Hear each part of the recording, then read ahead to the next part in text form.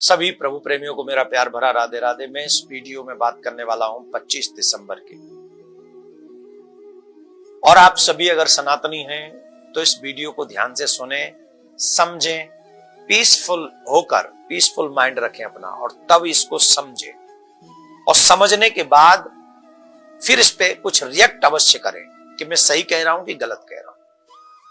पहली बात, 25 दिसंबर को लोग क्रिसमस डे मनाते हैं। ये हमारे क्रिश्चियन भाइयों का एक त्योहार होगा। मुझे तो बेसिकली इसके विषय में ज्यादा पता भी नहीं कि कोई सेंटा आता है, वो गिफ्ट विफ्ट बांटता है, आदि आदि, उसका अपना सिस्टम है। पर ये कई लोगों को मैंने देखा है, वो लड्डू गोपाल को भी सेंटा की ड्रेस पहना देते हैं, दाढ़ी तक लगा देते हैं, और फिर लड्डू गोपाल को सेंटा बना के वो जाते गिफ्ट बांटने। ये सही है? मेरे भगवान अब सेंटा बनेंगे? लड्डू गोपाल सेंटा बनेंगे? आप कभी सोचते भी हैं कि हम क्या कर रहे हैं?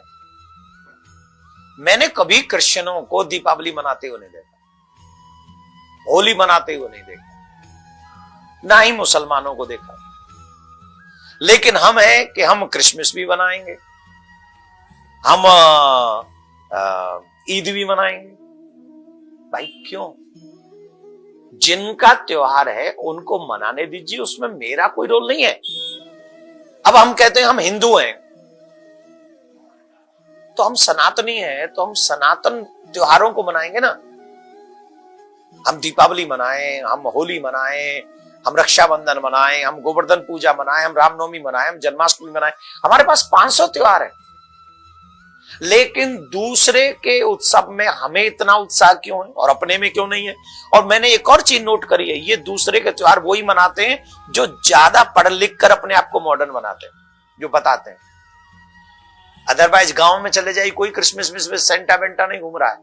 ये सारे सेंटा, सारे दूसरे के त्योहार हमारे शहरों में ही और हिंदुओं में ही क्यों आ जाते हैं? मैं किसी के अगेंस्ट नहीं हूं। जिनके लिए क्रिसमस है वो क्रिसमस मनाएं, उन्हें मुबारक। जिन्हें ईद है, जिनके लिए, वो ईद मनाएं, उनको भी मुबारक। लेकिन मेरे लिए नहीं है, ना ईद है ना क्रिसमस है। मैं वेरी क्लियर। यहां तो वही वाली बात हो जाएगी, बेगानी शादी में अब्दुल्ला बेग दीवाना। और इससे कल्चर दूषित होगा। इससे जो कल्चर होगा वो मेरे बच्चों में जाएगा, और फिर मेरे बच्चे क्रिसमस पे सेंटा के पास जाएंगे, ना कि तुम्हारे अपने दादा के पास में आएंगे।